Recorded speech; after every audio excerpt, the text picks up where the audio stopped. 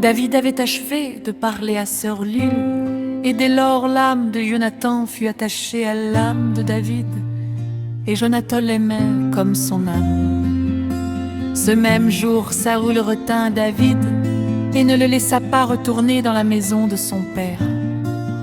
Jonathan fit alliance avec David parce qu'il l'aimait comme son âme.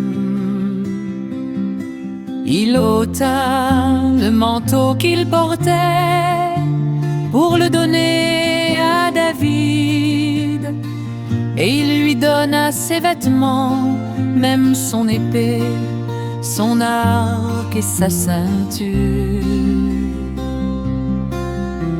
David allait et réussissait partout, l'envoyait Saoul. Il fut mis par Saoul à la tête des gens de guerre, et il plaisait à tout le peuple, même aux serviteurs de Saül.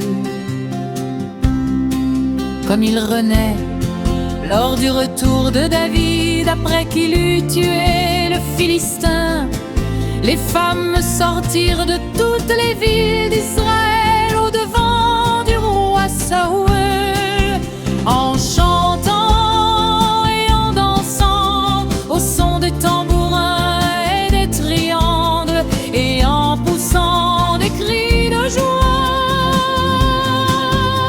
Les femmes qui chantaient se répondaient les unes aux autres et disaient: Saoul a frappé ses 1000 et David ses 10 000.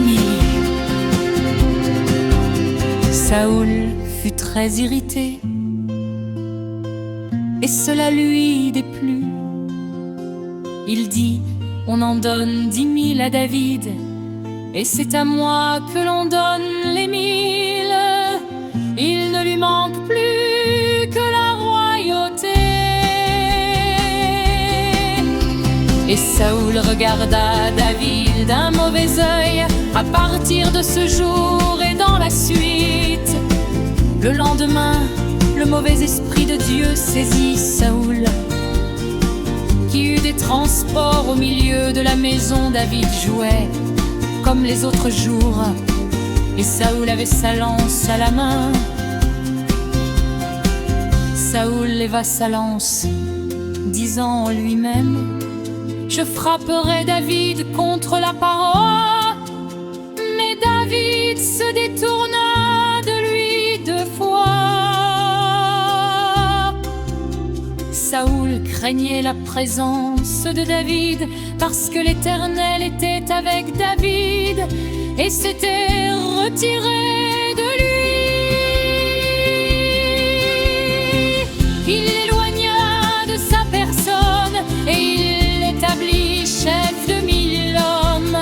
David sortait et rentrait à la tête du peuple. Il réussissait dans toutes ses entreprises et l'Éternel était avec lui. Saül, voyant qu'il réussissait toujours, avait peur de lui. Mais tout Israël et Juda aimaient David, parce qu'il sortait